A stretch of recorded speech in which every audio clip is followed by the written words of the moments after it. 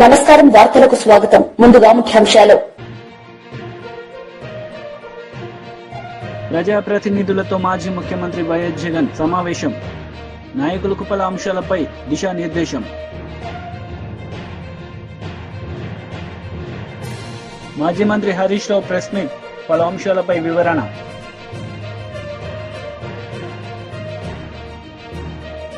ప్రజాపాలన విజయోత్సవాల్లో CM Revanth Reddy పాల్గొన్నారు. ఈ సందర్భంగా ఆయన ప్రసంగించారు. సమయంలో చెప్పిన ఆకాంక్షలు నెరవేరుస్తాయని ఆనాడు ఆశించాను. మీ ఆకాంక్షలు నెరవేరకపోవడం వల్ల మళ్ళీ తెలంగాణ రాష్ట్రంలో మీరు ఉద్యమ బాటన పడితే ఆనాటి ప్రభుత్వం నిర్లక్ష్యం చేయడం వల్ల దాదాపుగా 50 మంది ఆర్టీసీ కార్మికులు, నాకు బాగా గుర్తుంది, మీ ఒక ఆర్టీసీ డ్రైవర్ ఖమ్మం జిల్లాకు చెందినవాడు, ఆయన పిల్లలు మంచి ఉద్యోగాలలో ఉండే ఆర్థికంగా స్థితిమంతుడైన తోటి కార్మికుల కోసం ప్రాణ త్యాగం చేసిండు. కనీసం ఆనాడు హాస్పిటల్లో ఆ శవాన్ని పరామర్శించడానికి, ఆ కుటుంబానికి ఒక మనోధైర్యాన్ని ఇవ్వడానికి కూడా ఆనాటి ప్రభుత్వం అనుమతించలేదు. ఆ రోజు ఆ కుటుంబాన్ని కలిసి ఓదార్చి తప్పకుండా మంచి రోజులు వస్తాయి, ఎల్లకాలం తెలంగాణ ఇట్లనే ఉండదు, ఉమ్మడి రాష్ట్రానికంటే తెలంగాణ రాష్ట్రంలో కార్మికుల మీద దౌర్జన్యం జరుగుతుంది, ఇది ఎల్లకాలం సాగదు, మీకు మంచి రోజులు వస్తాయి, ఆ మంచి రోజుల కోసం మనం అందరం కలిసి కొట్లాడదామని చెప్పి ఆ రోజు మాట్లాడడం జరిగింది. ఆ సంకల్పంతో ఏవైతే 6 గ్యారెంటీలు మేము ప్రజలకు ఇచ్చినామో, మా 6 గ్యారెంటీల బ్రాండ్ అంబాసిడర్లు మా పార్టీ కార్యకర్తలతో పోటీ పడి ఆర్టీసీ కండక్టర్లు, డ్రైవర్లు, బస్సు ఎక్కినోళ్లకు, బస్సు దిగినోళ్లకు 6 గ్యారెంటీల గురించి వివరించి ప్రజాపాలన కావాలని కోరుకున్నారు. కాబట్టే ఆనాడు 6 గ్యారెంటీల బ్రాండ్ అంబాసిడర్లుగా ఆర్టీసీ కార్మికులు తమ బాధ్యతను నెరవేర్చిండ్రు. కాబట్టే ఈనాడు ఈ ప్రభుత్వం విజయం సాధించింది. విజయం సాధించిన ప్రభుత్వంలో కార్మికులను ఆదుకోవాలని, దీర్ఘకాలికంగా వాయిదాలు పడుతున్న మీ సమస్యల్ని పరిష్కరించాలని మా ప్రభుత్వం అన్ని విధాల ప్రయత్నం చేస్తుంది. బాగుపడ్డాయనో, మీ సమస్యలు పరిష్కారం అయినాయనో నేను చెప్పను, కానీ కీలకమైన అంశాల పట్ల ఈ ప్రభుత్వం నిర్దిష్టంగా సమస్యల్ని పరిష్కరించడానికి ప్రయత్నం చేస్తుంది. ఆనాడు నష్టాలలో ఉన్న సంస్థ మహాలక్ష్మి పథకం ప్రవేశపెట్టినాక ఈ 11 నెలల్లో దాదాపుగా 115 కోట్ల మంది ఆడబిడ్డలు, మళ్ళొక్కసారి చెప్తున్న మీడియా మిత్రులకు, ఇప్పటి వరకు డిసెంబర్ 9, 2023 నుండి నవంబర్ 30 తారీఖు 2024 వరకు దాదాపుగా 11 నెలల 20 రోజుల్లో 115 కోట్ల మంది ఆడబిడ్డలు ఆర్టీసీలో ఉచిత బస్సు రవాణా సౌకర్యాన్ని వినియోగించుకున్నారు. దానికి సంబంధించి దాదాపుగా 4,000 కోట్ల రూపాయలు ఈరోజు రోడ్డు రవాణా సంస్థకు రాష్ట్ర ప్రభుత్వం బదిలీ చేయడంతో నష్టాలలో ఉన్న ఆర్టీసీ సంస్థ ఈరోజు లాభాలలో నడుస్తుంది. ఒకనాడు 50-60% కూడా బస్సుల్లో ప్రయాణికులు ఎక్కేవాళ్ళు కాదు. ఈరోజు 100 నుంచి 110% బస్సుల్లో రవాణా ఉపయోగించుకుంటుండ్రంటే ఎంతో ఓపికతో మా డ్రైవర్లు, మా కండక్టర్లు ప్రజలతో మమేకమై ప్రజలకు ఇబ్బంది జరగకుండా పని భారాన్ని మోసుకుంటూ ఈరోజు మహాలక్ష్మి పథకాన్ని విజయవంతం చేసిండ్రు.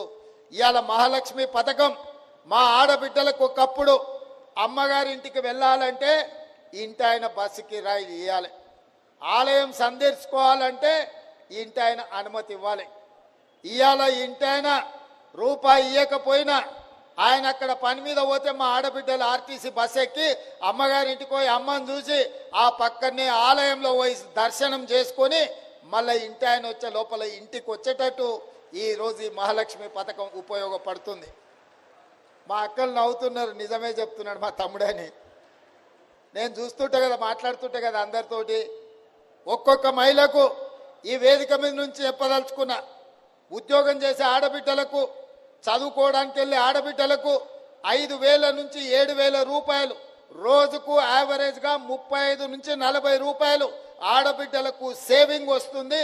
ప్రతి నెల కూటమి ప్రభుత్వం 6 నెలల కాలంలోనే ప్రజల్లో తీవ్ర వ్యతిరేకతను మూటగట్టుకుందని, మనం ప్రజల తరపున నిలబడాల్సిన సమయం వచ్చిందని వైఎస్సార్ కాంగ్రెస్ పార్టీ అధ్యక్షులు వైఎస్ జగన్మోహన్ రెడ్డి పార్టీ ప్రజాప్రతినిధులకు పిలుపునిచ్చారు. తాడేపల్లి క్యాంపు కార్యాలయంలో ఉమ్మడి శ్రీకాకుళం జిల్లా చెందిన పార్టీ స్థానిక సంస్థల ప్రజాప్రతినిధులతో మాజీ ముఖ్యమంత్రి వైఎస్సార్సీపీ అధ్యక్షులు వైఎస్ జగన్ సమావేశమయ్యారు. ఈ సందర్భంగా నాయకులకు పలు అంశాలపై వైఎస్ జగన్ దిశానిర్దేశం చేశారు. శ్రీకాకుళం జిల్లాకు సంబంధించి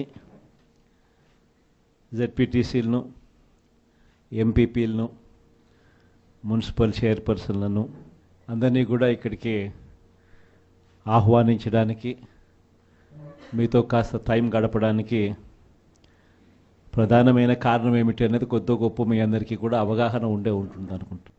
ఈ ప్రభుత్వం వచ్చి ఇప్పటికి దాదాపుగా 6 నెలలు అయిపోయింది. మామూలుగా పాలన చేస్తే ప్రజల్లో వ్యతిరేకత కొద్దో గొప్ప ఈ మేరకు ఉంటుందా? కానీ ఫస్ట్ టైం ఇలాంటి ప్రభుత్వం చూస్తూ ఉన్నాం. 6 నెలలు గడవక ముందే ప్రభుత్వంలో మీద వ్యతిరేకత ఈ స్థాయి నుంచి ఇక్కడ కనిపిస్తూ ఉంది. ఈ రోజుకి కూడా మన జెడ్పీటీసీలు కానీ, మన ఎంపీటీసీలు కానీ, మన సర్పంచులు కానీ, ఎవరైనా కూడా, ఏ గ్రామంలో అయినా కూడా, ఏ ఇంటికైనా కూడా గర్వంగా తలెత్తుకొని పోగలుగుతాం. కారణం ఏమిటి అనంటే, ఎన్నికలప్పుడు మా పార్టీ ఇవన్నీ చెప్పింది. తూచా తప్పకుండా ప్రతి ఇది కూడా చేసి చూపించిన ప్రభుత్వం మాది అని చెప్పి సగర్వంగా తలెత్తుకొని చెప్పుకునే పరిస్థితి ఏ ప్రభుత్వానికైనా ఉంది అని అంటే అది ఒక వైఎస్ఆర్సీపీ ప్రభుత్వమే అని చెప్పి కూడా గర్వంగా చెప్పగలుగుతాం.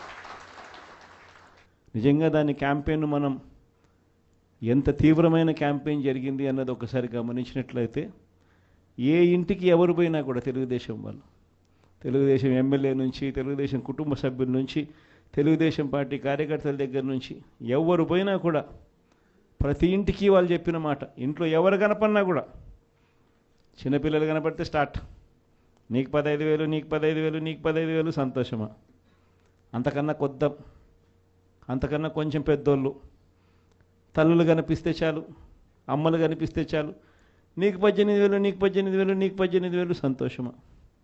అంతకన్నా ఇంకా కాస్త పెద్దోళ్ళు, ఆ అమ్మలకు సంబంధించిన పెద్దమ్మలు, వాళ్ళ అత్తగారు కనిపిస్తే చాలు, నీకు 48,000, నీకు 48,000, నీకు 48,000, సంతోషమా? 20 ఏళ్ళ పిల్లోడు ఇంట్లో నుంచి బయటకు వస్తే చాలు, నీకు 36,000, నీకు 36,000, నీకు 36,000, సంతోషమా? ఇంట్లో నుంచి రైతు కండువా వేసుకొని బయటకు వస్తే చాలు, నీకు 20,000, నీకు 20,000, నీకు 20,000, సంతోషమా అనే మాటలు ఈ రోజుకి కూడా నా దగ్గరికి మన ఎమ్మెల్యేలు కూడా నా దగ్గరికి వచ్చి చెప్పారు. చాలామంది కూడా చెప్పినారు, అన్న ఈ రకంగా చెప్తా ఉన్నారన్న, మనమేమో కుటుంబం మొత్తానికి సహాయం మనం చేస్తూ ఉంటే వీళ్ళు ఇంట్లో ఉన్న ప్రతి ఒక్కరికి కూడా మేము చేస్తాము అని చెప్పి చెప్పడం మొదలు పెడతా ఉన్నారు. ఈ అబద్ధాలకు మనం తట్టుకోలేమున్నా, మనం కూడా ఏదో ఒకటి చేయకపోతే, ఏదో ఒకటి చెప్పకపోతే ఇబ్బంది పడతామన్నా అని చెప్పి కూడా చాలామంది ఎమ్మెల్యేలు నా దగ్గర కూడా వచ్చి చెప్పారు. కానీ చెప్పినప్పటికి కూడా నేను చేయలేకపోయా. ఎందుకు చేయలేకపోయినాను అని అంటే, ఈ రోజుకి కూడా అంటారు చాలామంది ఎమ్మెల్యేలు నా దగ్గరికి వచ్చినప్పుడు కూడా, అన్న నీతో ఒక సమస్య ఉందన్న అంటారు. ఏం నా సమస్య అని చెప్పి నేను అడిగితే, అన్న నీతో ప్రాబ్లం, నీలో అతి మంచితనము, అతి నిజాయితీతనం, ఈ రెండు నీతో ఉన్న సమస్యలు అన్నా అని చెప్పి కూడా అంటారు. వాస్తవమే, అతి నిజాయితీతనము, అతి మంచితనము, ఈ రెండు బహుశా నాకున్న ప్రాబ్లమ్సే కావచ్చేమో. కానీ మళ్ళీ రేపొద్దున మనం అధికారంలోకి వచ్చేసరికి మాత్రం మళ్ళీ అవే కారణాల వల్లే మళ్ళీ మనం రేపొద్దున అధికారంలోకి వస్తామన్న మాట కూడా అంతే వాస్తవం. ప్రైవేట్ స్కూళ్ళు గవర్నమెంట్ స్కూళ్ళల్లో పోటీ పడగలుగుతాయా, ఇది సాధ్యమేనా అని చెప్పి అనుకునే పరిస్థితి నుంచి ప్రతి 6వ తరగతి నుంచి ప్రతి క్లాస్ రూమ్లోనూ డిజిటల్ క్లాస్ రూములు తయారు చేసి ఇవన్నీ తీసుకొచ్చి మన హయాంలో గర్వంగా కూడా తలెత్తుకొని చెప్పగలుగుతాం. ప్రైవేట్ స్కూళ్ళు గవర్నమెంట్ స్కూళ్ళతో పోటీ పడే పరిస్థితి వచ్చింది అని అంటే అది ఒక్క వైఎస్ఆర్సీపీ హయాంలో మాత్రమే. వసతి దీవెన గాలికి ఎగిరిపోయింది. పిల్లలను ఈరోజు చదువుకునే దానికోసం ఇంజనీరింగ్ కాలేజీలో యాజమాన్యాలు మీరు ఫీజులు కట్టకపోతే మీరు చదువుకునేదానికి మేము ఒప్పుకోము, ఫీజులు తీసుకొని రండి అని చెప్పి పిల్లల్ని ఇంటికి పంపిస్తూ ఉన్న పరిస్థితులు ఈరోజు కనిపిస్తూ ఉన్నాయి. వైద్య రంగం పరిస్థితి కూడా. టాలీవుడ్ హీరోయిన్ స్నేహ గురించి ప్రత్యేకంగా పరిచయం అవసరం లేదు. తెలుగులో ఎన్నో సూపర్ హిట్ చిత్రాల్లో నటించి ఆడియన్స్ హృదయాల్లో ప్రత్యేక స్థానం సంపాదించుకుంది. గ్లామర్ షోలకు దూరంగా ఉంటూనే ట్రెడిషనల్ పాత్రలతో ప్రేక్షకులను మెప్పించింది. ఒకప్పుడు టాలీవుడ్ ఇండస్ట్రీలో స్టార్ హీరోయిన్ గా క్రేజ్ సొంతం చేసుకున్న స్నేహ పెళ్లి తర్వాత సినిమాలకు దూరంగా ఉంది. ఇప్పుడు సెకండ్ ఇన్నింగ్స్ స్టార్ట్ చేసిన స్నేహ కుర్ర హీరోయిన్లకు వదినగా అక్క పాత్రల్లో నటిస్తోంది. అలాగో అటు సోషల్ మీడియాలోనూ చాలా యాక్టివ్ గా ఉంటుంది. నిత్యం తన family photos, crazy photoshoots share చేస్తుంటుంది. దిల్సుఖ్ నగర్ కు చెందిన రేవతి 39, తన భర్త భాస్కర్, ఇద్దరు పిల్లలు శ్రీతేజ్ 9, సన్విక 7 కలిసి పుష్ప ప్రీమియర్ షో చూడ్డానికి ఆర్టీసీ రోడ్స్ లోని సంధ్య 70mm కు వచ్చింది. అల్లు అర్జున్ సంధ్య థియేటర్ కు వచ్చిన సమయంలో అభిమానులు థియేటర్ గేట్ లోపలికి చొచ్చుకొచ్చారు. ఈ సమయంలో జరిగిన తొక్కిసలాటలో రేవతి, ఆమె కొడుకు శ్రీతేజలు అపస్మారక స్థితిలోకి వెళ్లారు. వెంటనే పోలీసులు విద్యానగర్లోని దుర్గాబాయి దేశ్ముఖ్ హాస్పిటల్ కు తరలించారు. ప్లీజ్ ప్రెస్ వాళ్ళు ప్లీజ్ ప్లీజ్ ప్లీజ్ మీరే కోఆపరేట్ చేస్తున్నాం అందుకే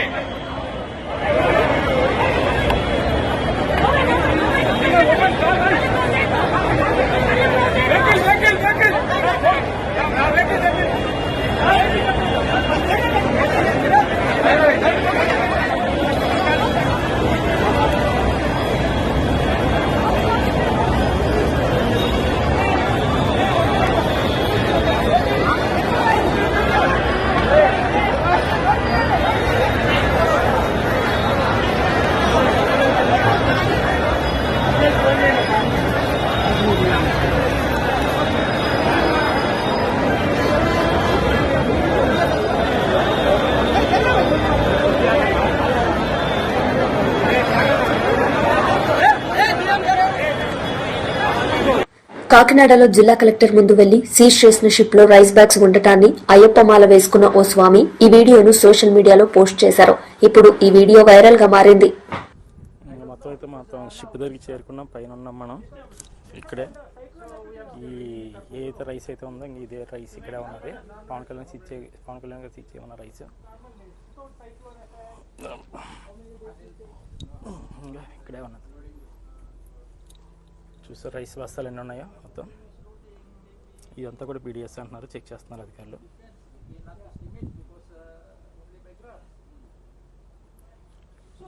ఎన్ని 10 కేజీల బస్తాలు మొత్తం. ఇదే రైస్.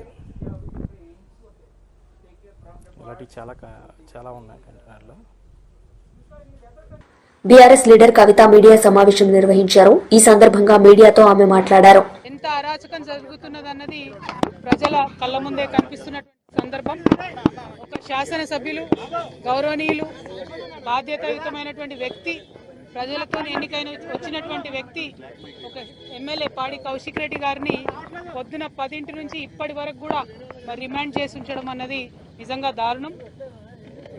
మన రాష్ట్ర చరిత్రలో ఎన్నడూ జరగనంతగా ఒక ఎమ్మెల్యేను పొద్దు నుండి సాయంత్రం వరకు ఇంత చిన్న విషయానికి అసలు కేసే కాదు, ఆయననే కేసు పెట్టడానికి పోలీస్ స్టేషన్కి పోతే, ఫిర్యాదు చేయడానికి పోలీస్ స్టేషన్కి పోతే ఆ ఫిర్యాదును తీసుకోకపోగా మళ్ళా ఉల్టా మన ఎమ్మెల్యే మీదనే కేసు పెట్టడం అన్నది నిజంగా చాలా దారుణం. ఇది ప్రజలు గమనిస్తూ ఉన్నారన్న విషయం ప్రభుత్వం ఆలోచన చేసుకోవాలి. ఒక పక్క కౌశిక్ రెడ్డి గారిని, ఇంకొక పక్క జగదీష్ రెడ్డి గారిని, ఇంకో పక్క హరీష్ రావు గారిని, ఇట్లా మా ఎమ్మెల్యేలందరినీ కూడా మరి ఏ భయంతో ఎందుకోసమని ప్రభుత్వం ఇట్లా డీటైన్ చేస్తూ ఉంది, అరెస్ట్ చేసి పెట్టిందన్నది అందరూ కూడా ఒకసారి ఆలోచన చేయాలి. మేమేం అడగలేదే, ప్రభుత్వం మీద విమర్శ చేయలేదు. మర్యాదగా పోలీస్ స్టేషన్కి పోయి, అది కూడా ఏసీపీ గారు అపాయింట్మెంట్ ఇస్తే పోలీస్ స్టేషన్కి వెళ్ళి ఫిర్యాదు చేసే ప్రయత్నం చేస్తే ఆ ఫిర్యాదును తీసుకోకపోగా దురుసుగా ప్రవర్తించడం, ప్రోటోకాల్ ఫాలో కాకపోవడం, ఇది నిజంగా కూడా చాలా దారుణమైన విషయం. ప్రజలందరూ కూడా ఆలోచించాలి. శాసనసభ్యులకే మరి ఇట్లాంటి పరిస్థితి ఉంటే సామాన్యుల పరిస్థితి ఏంది ఈ ప్రభుత్వంలో అన్నది నిజంగా ఇవాళ భయపడుతున్నటువంటి పరిస్థితి. ఇందిరమ్మ రాజ్యం అని చెప్పి ఎమర్జెన్సీ రాజ్యం, పోలీస్ రాజ్యం తీసుకొచ్చినందుకు ఈ ప్రభుత్వాన్ని మేము హెచ్చరిక చేస్తూ ఉన్నాం. ఇటువంటి అణచివేతను తెలంగాణ సమాజం హర్షించదు. ఇటువంటి అణచివేతను తెలంగాణ సమాజం ఎక్కువ రోజులు చూస్తూ ఊరుకోదు. తప్పకుండా ప్రజలు మీ మీద తిరగబడతారు. మీరు ఇవాళ విజయోత్సవాలను చేస్తున్నారు. ఎందుకోసం చేస్తున్నారో ఎవరికి అర్థం కానటువంటి పరిస్థితి. ప్రజాస్వామ్యాన్ని అపహాస్యం చేస్తూ, రాజ్యాంగాన్ని అపహాస్యం చేస్తూ విజయోత్సవాలు చేసుకోవడం మరి ఎందుకన్నది మీరే ఆలోచన చేసుకోవాలి, ఆత్మవిమర్శ చేసుకోవాలి. మా ఎమ్మెల్యే కౌశిక్ రెడ్డి గారిని తక్షణమే స్టేషన్ బెయిల్ ఇచ్చి రిలీజ్ చేయాలని చెప్పి డిమాండ్ చేస్తూ ఉన్నాం. అట్లనే మా సీనియర్ ఎమ్మెల్యేలు నాయకులందరినీ కూడా ఎవరినైతే ప్రివెంటివ్ అరెస్ట్ చేశారో వాళ్ళందరినీ కూడా రిలీజ్ చేయాలని గవర్నమెంట్ ని డిమాండ్ చేస్తూ ఉన్నాం. జై తెలంగాణ, జై కేసీఆర్. తెలంగాణ రాష్ట్రంలో ఎంత అరాచకం జరుగుతున్నదన్నది ప్రజల కళ్ళ ముందే కనిపిస్తున్నటువంటి సందర్భం. ఒక శాసనసభ్యులు, గౌరవనీయులు, బాధ్యతాయుతమైనటువంటి వ్యక్తి, ప్రజలతో ఎన్నికైన వచ్చినటువంటి వ్యక్తి, ఒక ఎమ్మెల్యే పాడి కౌశిక్ రెడ్డి గారిని పొద్దున 10 నుంచి ఇప్పటి వరకు కూడా మరి రిమాండ్ చేసి ఉంచడం అన్నది నిజంగా దారుణం. మన రాష్ట్ర చరిత్రలో ఎన్నడూ జరగనంతగా ఒక ఎమ్మెల్యేను పొద్దు నుండి సాయంత్రం వరకు ఇంత చిన్న విషయానికి అసలు కేసే కాదు, ఆయననే కేసు పెట్టడానికి పోలీస్ స్టేషన్కి పోతే, ఫిర్యాదు చేయడానికి పోలీస్ స్టేషన్కి పోతే ఆ ఫిర్యాదును తీసుకోకపోగా మళ్ళా ఉల్టా మన ఎమ్మెల్యే మీదనే కేసు పెట్టడం అన్నది నిజంగా చాలా దారుణం. ఇది ప్రజలు గమనిస్తూ ఉన్నారన్న విషయం ప్రభుత్వం ఆలోచన చేసుకోవాలి. ఒక పక్క కౌశిక్ రెడ్డి గారిని, ఇంకొక పక్క జగదీష్ రెడ్డి గారిని, ఇంకో పక్క హరీష్ రావు గారిని, ఇట్లా మా ఎమ్మెల్యేలందరినీ కూడా మరి ఏ భయంతో ఎందుకోసమని ప్రభుత్వం ఇట్లా డీటైన్ చేస్తూ ఉంది, అరెస్ట్ చేసి పెట్టింది అన్నది అందరూ కూడా ఒకసారి ఆలోచన చేయాలి. మేమేం అడగలేదే, ప్రభుత్వం మీద విమర్శ చేయలేదు. మర్యాదగా పోలీస్ స్టేషన్ పోయి, అది కూడా ఏసీపీ గారు అపాయింట్మెంట్ ఇస్తే పోలీస్ స్టేషన్కి వెళ్ళి ఫిర్యాదు చేసే ప్రయత్నం చేస్తే ఆ ఫిర్యాదును తీసుకోకపోగా దురుసుగా ప్రవర్తించడం, ప్రోటోకాల్ ఫాలో కాకపోవడం, ఇది నిజంగా కూడా చాలా దారుణమైన విషయం. ప్రజలందరూ కూడా ఆలోచించాలి. శాసనసభ్యులకే మరి ఇట్లాంటి పరిస్థితి ఉంటే సామాన్యుల పరిస్థితి ఏంది ఈ ప్రభుత్వంలో అన్నది నిజంగా ఇవాళ భయపడుతున్నటువంటి పరిస్థితి. ఇందిరమ్మ రాజ్యం అని చెప్పి ఎమర్జెన్సీ రాజ్యం, పోలీస్ రాజ్యం తీసుకొచ్చినందుకు ఈ ప్రభుత్వాన్ని మేము హెచ్చరిక చేస్తూ ఉన్నాం. ఇటువంటి అణచివేతను తెలంగాణ సమాజం హర్షించదు. ఇటువంటి అణచివేతను తెలంగాణ సమాజం ఎక్కువ రోజులు చూస్తూ ఊరుకోదు. తప్పకుండా ప్రజలు మీ మీద తిరగబడతారు. మీరు ఇవాళ విజయోత్సవాలను చేస్తున్నారు. ఎందుకోసం చేస్తున్నారో ఎవరికి అర్థం కానటువంటి పరిస్థితి. ప్రజాస్వామ్యాన్ని అపహాస్యం చేస్తూ, రాజ్యాంగాన్ని అపహాస్యం చేస్తూ విజయోత్సవాలు చేసుకోవడం మరి ఎందుకన్నది మీరే ఆలోచన చేసుకోవాలి, ఆత్మవిమర్శ చేసుకోవాలి. మా ఎమ్మెల్యే కౌశిక్ రెడ్డి గారిని తక్షణమే స్టేషన్ మాజీ మంత్రి హరీష్ రావు మీడియా సమావేశం నిర్వహించారు. ఈ సందర్భంగా సీఎం రేవంత్ రెడ్డిపై మండిపడ్డారు. ఏ నిరుద్యోగ యువతకైతే మాట ఇచ్చారో ఆ నిరుద్యోగ యువతను అదే అశోక్ నగర్ లో వీపులు కమిలిపోయేటట్టు కొట్టారు. గిరిజనులకు ఏ గొప్ప గొప్ప మాటలు చెప్పినరో అర్ధరాత్రి పూట ఆ గిరిజనుల మీద దాడి చేసి ఈ రోజు కూడా ఆ గిరిజనులందరినీ కూడా జైళ్లలో నిర్బంధించారు. అంటే రేవంత్ పాలన ఆనాటి ఇందిరమ్మ రాజ్యంలోని ఎమర్జెన్సీ పాలనను ఇవాళ తలపిస్తా ఉంది. ఎవరు కూడా పోలీసులతో రాజ్యమేలిన ఏ ప్రభుత్వం కూడా ముందు పడలేదు. పోలీసులను అతిగా ప్రయోగించిన ఏ ప్రభుత్వాన్ని కూడా ప్రజలు సహించలేదు. ఇందిరమ్మ లాంటి వాళ్ళను సైతం కూకటి వేళ్లతో పెకిలించిన దేశం ఈ భారతదేశం. ఇవాళ రేవంత్ రెడ్డి కూడా పోలీసులు అడ్డం పెట్టుకొని ప్రతిపక్షాల గొంతు నొక్కాలని, ప్రశ్నించే గొంతు నొక్కాలని ఇవాళ రేవంత్ రెడ్డి గారు ప్రయత్నం చేస్తూ ఉన్నారు. ఇవాళ పోలీస్ స్టేషన్లన్నీ కూడా కాంగ్రెస్ పార్టీ ఆఫీసులుగా మారిపోయినాయి. ఎఫ్ఐఆర్లు పోలీస్ స్టేషన్లలో తయారైతలేవు, గాంధీ భవన్లో ఎఫ్ఐఆర్లు తయారైతా ఉన్నాయి. ఏ సెక్షన్లు పెట్టాలనో, ఎవరిని అరెస్టు చేయాలో గాంధీ భవన్ నుంచి, కాంగ్రెస్ పార్టీ కార్యాలయం నుంచి ఇవాళ ఆదేశాలు ఇస్తున్నటువంటి పరిస్థితి ఉన్నది. పోలీసు ఉన్నతాధికారులు కూడా ఇవాళ ఒక విషయం ఆలోచించుకోవాలి. మీరు రేవంత్ రెడ్డి ఏం శాశ్వతం కాదు. ఈయన ఇవాళ ఉంటాడు, రేపు పోతాడు. రేపు మళ్ళీ బీఆర్ఎస్ ప్రభుత్వం రావచ్చు, ఇంకో ప్రభుత్వం రావచ్చు. కానీ పోలీసులు ఒక విషయం గుర్తుపెట్టుకోవాలి, రాజ్యాంగానికి లోబడి, చట్టానికి లోబడి పనిచేయాలి తప్ప రేవంత్ రెడ్డి ఆదేశాలతో మీరు పనిచేస్తే రేపు మీరు ఇబ్బంది పడతారు. చట్టం శాశ్వతంగా ఉంటుంది, రాజ్యాంగం శాశ్వతంగా ఉంటుంది తప్ప రేవంత్ రెడ్డి ఏం శాశ్వతంగా ఉండడు. ఆయన ఇష్టం వచ్చినట్టు ఒక సైకో లాగా ఇవాళ రేవంత్ రెడ్డి వివరిస్తా ఉన్నాడు. ఒక సాడిస్టిక్ ప్రెషర్ లో రేవంత్ రెడ్డి గారు ఉన్నారు. అంటే ఆయన ఒక పగ, ప్రతీకారంతో ఆయన పనిచేస్తా ఉన్నాడు. ఇవాళ రేవంత్ రెడ్డి గారు ఒకటే విషయం ఆలోచించుకోవాలి. ఆయన ఏదో ప్రతిపక్షంపై పగబెట్టి గౌరవ ఎమ్మెల్యేలను, ప్రతిపక్ష నాయకులను నోటికొచ్చినట్టు మాట్లాడుతూ ఉన్నాడు. ఆయనలో ఒక సాడిస్టిక్ ప్రెషర్ ఉన్నది.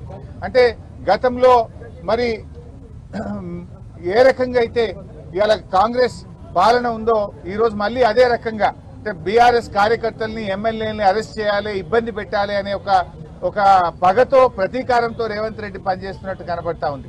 నీ ఏడాది పాలనలో కేసీఆర్ గారు కట్టించిన ఫ్లైఓవర్లకు ఇనాగరేషన్లు చేసినావు, కేసీఆర్ గారు కట్టించినటువంటి ఎస్టీపీలను ఇనాగరేషన్ చేస్తున్నావు, కేసీఆర్ గారు కట్టించిన కాలోజీ క్షేత్రాన్ని ఇనాగరేషన్ చేసినావు తప్ప అసలు నీ ఏడాది పాలనలో ఒక ఇల్లు కట్టినవా? నీ ఏడాది పాలనలో ఒక పాలసీ తెచ్చినవా? నువ్వు చేసిన ఒక్క మంచి పని ఉందా? నువ్వు ఒకవైపు ఏమో ప్రజాపాలన అంటున్నావు. ప్రజాపాలన కాదు, ఈ రాష్ట్రంలో రాక్షస పాలన నడుస్తా ఉంది. ఎక్కడ ప్రజాపాలన ఉంది? ప్రజాస్వామ్యము, ప్రశ్నించే హక్కు ఇస్తాం, 7వ గ్యారంటీగా ఇస్తున్నాను. నీ 7వ గ్యారంటీ ఏమన్నా ఉంది అంటే ఈ రాష్ట్రంలో అక్రమ అరెస్టులు తప్ప 7వ గ్యారంటీ ఏమీ అమలైతలేదు. ఇలా రాహుల్ గాంధీ గారు పెద్ద పెద్ద మాటలు మాట్లాడుతుండు. నన్ను ఎందుకు పోనీయరు అని చెప్పి మొన్న ఈ మధ్య నేను ప్రతిపక్ష నాయకుడిని నన్ను ఏ రకంగా అరెస్ట్ చేస్తారు అని రాహుల్ గాంధీ గారు మాట్లాడుతున్నారు. నేను అడుగుతున్న రాహుల్ గాంధీ గారు, ముందు నీ ముఖ్యమంత్రిని అడుగు. ఈ రాష్ట్రంలో ప్రతిపక్ష నాయకుడిగా ఉన్న మధుసూదనాచారి గారు లగచెర్లకు వెళ్లారు. ఆయన ఎందుకు అరెస్ట్ చేశారు? అర్ధరాత్రి పూట లగచెర్లలో మహిళల గొంతు మీద కాళ్లు పెట్టి వాళ్ళ భర్తలను, పిల్లల్ని నువ్వు అరెస్ట్ చేస్తే ఆ కుటుంబాలను పరామర్శించడానికి, వాళ్ళకి ధైర్యం చెప్పడానికి ప్రతిపక్ష నాయకుడిగా మధుసూదనాచారి గారు వెళ్తుంటే ఆయనను అరెస్ట్ చేశారు కదా. ప్రజా సంఘాలు POW సంజయ్ గారు వారి సభ్యులందరినీ కూడా నడి రోడ్డు మీద బట్టలు చింపి వాళ్ళు అరెస్ట్ చేశారు కదా. అసలు ప్రజాస్వామ్యమే. మాజీ మంత్రి కన్నబాబు మీడియా సమావేశం నిర్వహించారు. ఈ సందర్భంగా పలు అంశాలపై ఆయన మాట్లాడారు. లోకి వచ్చాక ఏదైతే రైతుల దగ్గర ఉన్న భూములు ఉన్నాయో వాటిని వెనక్కి ఇచ్చేస్తాం, SEZ భూములని. దీనికి ఒక కమిటీ వేస్తామని చెప్పారు. చెబితే దాని మీద ఇది జరుగుతుందా, ఎన్నికల ముందు ప్రతి ఒక్కళ్ళు చెప్తారనే భావన కూడా ఒక దశలో వ్యక్తమైంది. కానీ అధికారంలోకి వచ్చిన తర్వాత ఇచ్చిన హామీల్ని అమలు చేయాల్సిందే అనే పట్టుదల కలిగిన నాయకుడిగా జగన్మోహన్ రెడ్డి గారు ఒక కమిటీని వేశారు. ఆ రోజు వ్యవసాయ శాఖ మంత్రిగా ఉన్న నేను కన్నబాబు నాయకత్వంలో చైర్మన్గా కమిటీని వేస్తున్నామని జీవో ఇచ్చారు. దాంట్లో IAS అధికారులు సభ్యులుగా ఉన్నారు. వీళ్లతో పాటు జిల్లా కలెక్టర్ కన్వీనర్గా ఉన్నారు. దీని మీద విధి విధానాలు ఎలా ఖరారు చేయాలి, ఎలాంటి సిఫార్సులు ఇవ్వాలనే సుదీర్ఘమైన కసరత్తు జరిగింది. కాకినాడ కలెక్టరేట్లోను, రాజమండ్రిలోను, సచివాలయంలోను, వెలగపూడి సచివాలయంలోను పలు దఫాలుగా రైతులతో పెద్ద పెద్ద సమావేశాలను ఆర్గనైజ్ చేశాం. రైతు పోరాట కమిటీ, రైతు ప్రతినిధులు, ఇతర రాజకీయ పక్షాలు అందరినీ కూడా పిలిచి చాలాసార్లు డిస్కస్ చేశాం. డిస్కస్ చేసిన తర్వాత వాళ్ళ అభిప్రాయాలని తీసుకుని దాని మీద ఒక నివేదికని సిద్ధం చేసి నా నాయకత్వంలో ఉన్న కమిటీ దాన్ని సబ్మిట్ చేయడం జరిగింది ప్రభుత్వానికి, క్యాబినెట్కి. దాన్ని క్యాబినెట్ ఆమోదించింది. ఇది ఆమోదించే నాటికి అంటే ఫిబ్రవరి 2021లో కమిటీ నివేదిక ఇచ్చాం. అప్పటికి ఇది సుమారుగా 15-16 సంవత్సరాల నుంచి రగులుతున్న సమస్య. దీనికి 2180 ఎకరాల భూమిని ఏవైతే రైతులు రిజిస్టర్ చేయలేదో ఆ భూమిని వెనక్కి ఇచ్చేస్తూ ఒక సిఫార్సు చేశాం. అలాగే ఇంకో కీలకమైన సిఫార్సు ఏం చేసామంటే స్థానిక ప్రజల మనోభావాల్ని గౌరవిస్తూ ఇక్కడ 6 గ్రామాలని తరలించాలనే ప్రతిపాదనని విరమించాలని చెప్పి ఒక సిఫార్సు చేశాం.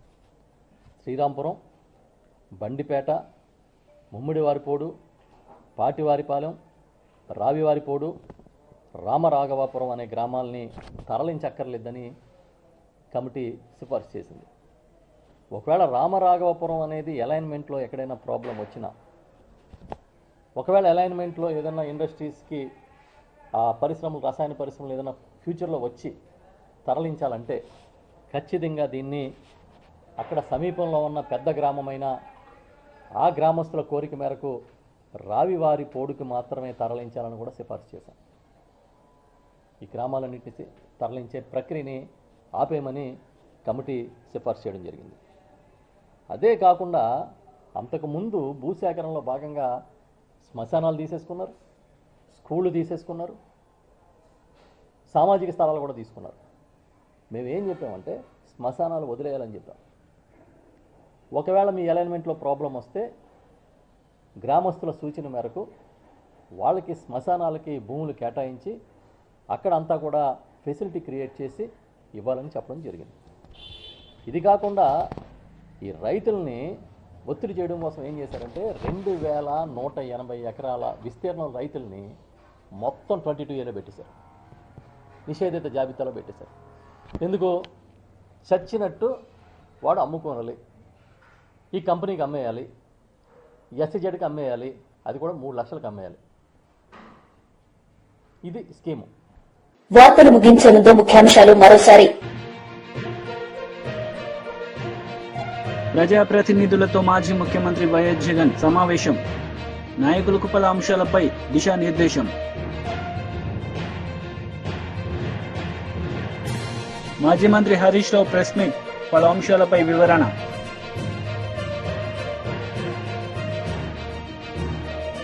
ఈ వార్తలు ఇంతటితో సమాప్తం. తిరిగి ప్రసారమయ్యే వార్తల్లో మళ్ళీ కలుద్దాం. అంతవరకు సెలవు. నమస్తే.